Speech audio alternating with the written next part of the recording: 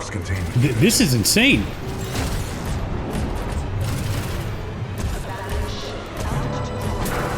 The containment unit is too large to carry. We must improvise.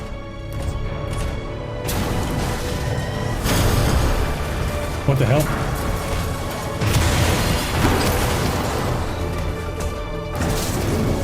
I cannot reach the Ark. Cooper, I need your help.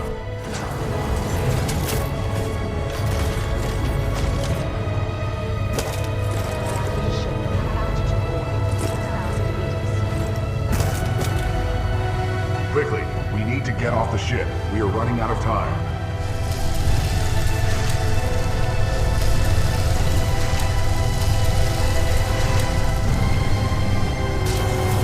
That shit's got to be radioactive, dude. This way, Cooper.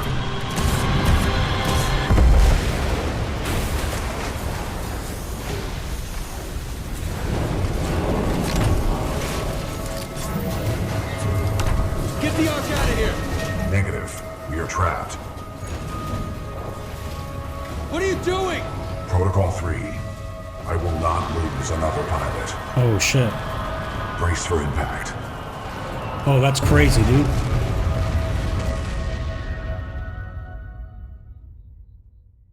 Dude, this game puts so many modern games to shame. Like, they forgot how to make games like this. Like, the industry is so far gone now, where there's only few and far between. The only thing I'm looking forward to now is probably, I just finished Halo Reach, ODST Reach and 4 back to back on the MCC, on the Master Chief Collection. And the whole time I'm playing that, I'm saying to myself, they forgot how to make games like this, right? And then, like, I don't know, it's just this culture of microtransactions, games as a service, live service games. It's not working. And then you see Marathon, the great Bungie. It's just a shadow of its former self. And I see this, and I'm like, I've had this game forever. And it's just one of those things that, like, you have so many games on Steam. I have almost 600 games on Steam. And then, I have my daily live services that I play every day, Dota. And then when I feel like a first-person shooter, I play a couple rounds of Team Fortress 2, and then trying to get better at oh shit, it's slipping my mind. What's the game of the new Valve game, the new MOBA / shooter, whatever. But then I had like a slew of single player games, and I'm always like going from, Halo to The Witcher 3 to Batman Arkham City. And then, like, you never get anything done. You never appreciate the game that you're playing because you're not focused on that one game, right? Because you have so many games. And this is one of those games that has been backlogged in my library forever. And, being on Linux, there was a couple of years where the EA app would break the Proton layer, and then the game would crash and whatever. But now it runs like fucking butter, dude. And I'm going through this experience, and I'm like, I can't believe this is, it came out 10 years ago in 2016, but you can bet your ass it's been in development since late 13, maybe even 2014. So we can honestly say that actually, yeah, that's right, because you had Titanfall 1. And so the culture of Titanfall, the IP, the idea, right, the adventure of this game it's like a decade old. And it surpasses modern day slop. And then you see it in all forms of media. You see it like in music and TV and films. Look, that new Star Trek slop, canceled. They're going to do season 2, but it's canceled, right? And then you have all these movies that are coming out, and people are like, they look like shit. They act like shit. It's as if, it's like a movie of the week type made for video kind of content. And it's just a bunch of fucking goy slop. That's what it is. That's exactly what it is. And people are going back. And what pleases me the most is that younger and younger audiences, I'm Gen X, right? But like you have, a good portion, actually a huge portion of millennials, and then Gen Z and Gen Alpha. Well, not so much Gen Alpha, but Gen Z. And, Gen Z, they're young. So there is no there is no element of nostalgia because they're young, right? Most of them are like in their early 20s, like late teens, early 20s. And then you see it all over YouTube, all over the socials. They're going back to physical hard media, to DVDs. They're hitting the record stores. They're buying CDs. They're buying albums. They're buying posters. Like, it's like physical media. I saw the other day how where's my PSP? It's not on my desk. They're buying PSPs like crazy because of the big screen. It's beautiful, right? And they're modifying it. They're doing aftermarket OLED screens on that. They're modifying the battery so it lasts longer.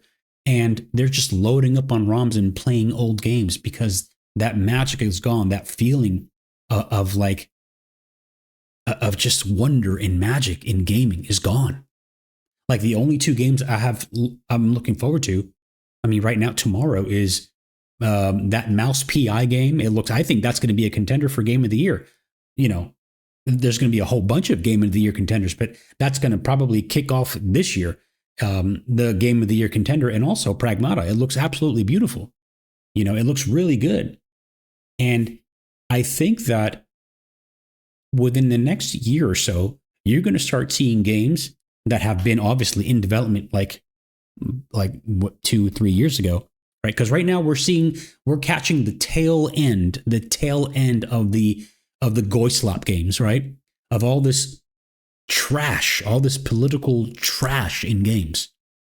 And, you know, you saw it with Marathon, and we're seeing it live. And my God, the great Bungie. I mean, Bungie in name only, right? Bungie in name only, because, come on, more than 80% of the people that worked on the Halo franchise are gone, bro.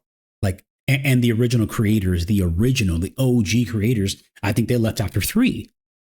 One of the OG creators, I think he left after 3.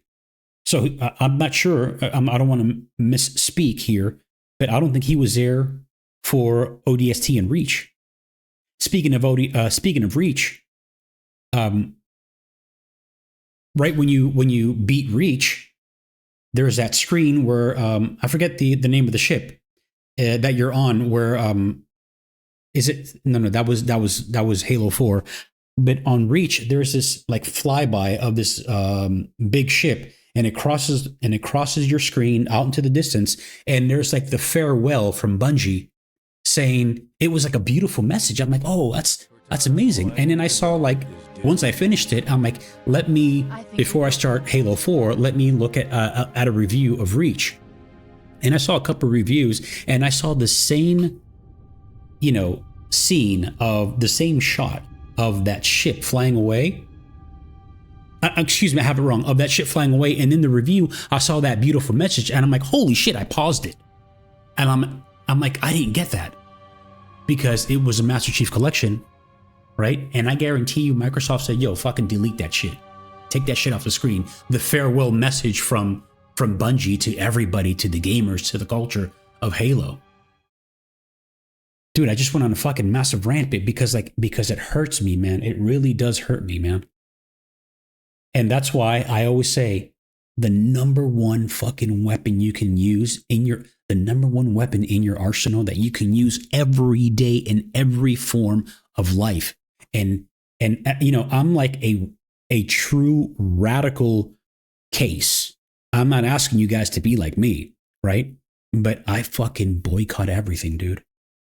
I haven't purchased, bro. The last time I stepped in the theater was the last when Tony Stark dies. What was it? Endgame, and that was the last movie I saw before my wife passed away. Right, but that was the last. So there is some sort of phobia into going into the theaters because the last time I was in theaters was when my wife was alive. But that was the last movie I saw, because then after that, it's just everything started turning to shit, dude. And I say to myself every day, like I don't watch modern films. And this is how radical I am. If a film is not shot on film, on physical celluloid, I'm not going to fucking watch it. And that's why I support directors like Tarantino, directors like Christopher Nolan, who still they're adamant about shooting on film because it's a certain look and feel that film gives you, you know. And I went to film school, and I actually physically touched it. I shot on it. I worked in the movie industry for 25 years before I retired from that industry, and I see it what it has become now, and it's just slop, dude. And I'm showing my friend. This is going to be my third watch through of The Sopranos, and it's a different fucking world, bro. I mean, The Sopranos season 1 was shot in 98, 99. It came out in 99, 2000. And we're talking about 26 years ago, a generation ago. Right? And it's a different world. And this country has changed. I mean, I'm going on a tangent here, but I think it's important because, you know, we're not so far off from Titanfall 2 2016, 10 years ago. Right? And how much has our culture, how much has it changed from 10 years ago, from 5 years ago, from 2020, from COVID? And to go back to the way I boycott everything, I boycott music, I even boycott food, bro. I eat once a day. I'm OMAD, 1 meal a day, and I'm carnivore. And it's like, and I just finished eating, right? And I'm saying to myself, holy shit, I've done it before. I've done it for like a year. And it was incredible, but I was doing it wrong. But now that I live alone and I'm doing it right, and I'm like, holy shit! If people even knew how cheap this shit was, how cheap and healthy, and just like fasting is so incredible for you, and just remove yourself from the equation, go back to consuming hard media, go back to look at this, to listening to fucking look at all this shit, like look at all this shit, bro, like. I don't have my glasses on. They're like, oh man, I mean, I don't even want to go there. All the shit that Lisa's Yoga Pimp, Charlie Chill Out. This is from like 2003, dude.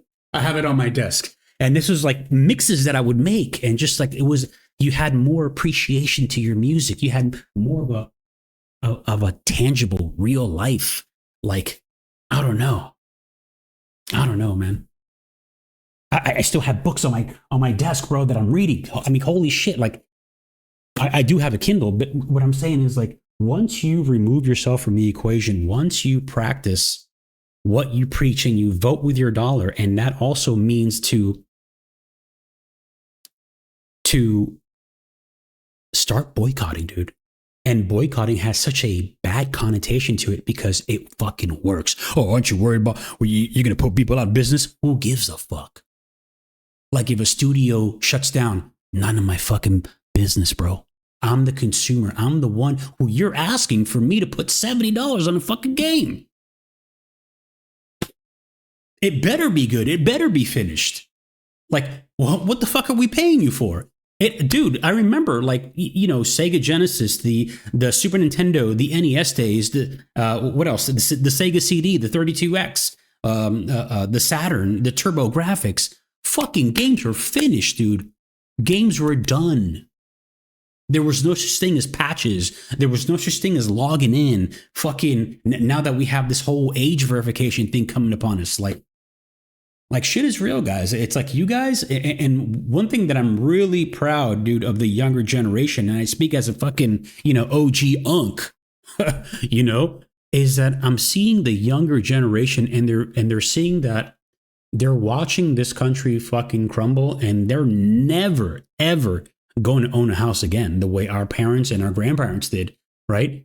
Because now everybody's working 2-3 jobs, and it's just like, bro, enough already, dude.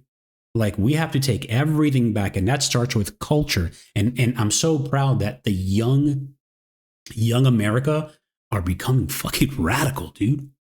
And I'm like, holy shit, I wonder if like, my little video with like 10, 20, 30 views have anything to do with this. Like, and I hope to God that like young boys, the young OGs and the young cats are seeing this, are watching this. And I'm like, man, what, like, we're young enough to make a difference, right? We're young enough to make a difference. And, to touch back on Clair Obscure, Expedition 33, a lot of people don't like that game. That's fine. I mean, that's fine, right? But for $30, look at what you got for $30, bro. Do you understand? I'm looking at like, I'm doing a deep dive on Mouse PI. And I'm like, holy shit. I saw this, the making of. It was like a 34-minute documentary that I believe it's Fumi or Yumi Productions, Fumi Games, whatever. The studio behind Mouse PI. They did like a little 37 last month, a 37-minute behind, the scenes documentary of the making of. And I'm like, holy shit, dude.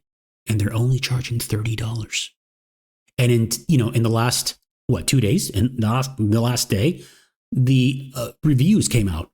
And they said that it was the greatest thing since sliced bread, but they have to give it, a couple points, knock a couple points off because it was too hard for these fucking journalists, bro. It was too hard. And by the way, speaking of journalists, Jason Schreier, right? Schreier, whatever his name is, dude. Sony never fucking said, they never said that they are not bringing or they're going to discontinue to bring their first party titles onto PC and that they're removing it from the PC platform. They never said that, okay? First of all, Sony executives are never going to tell a journalist, no matter who he writes for, in this case, Bloomberg, that, a company secrets or company policies or company projections of where they're going with their platform. It's not going to fucking happen, dude. Do you understand? Like every time I look at Sony on companies' market cap, right? It's a real website. I covered it many times before. Companies' market cap, they're dropping and dropping further and further. I mean, they're out of like not only the top 50, the top 100, the top 150, but they're dropping below the top 200 company in the entire world.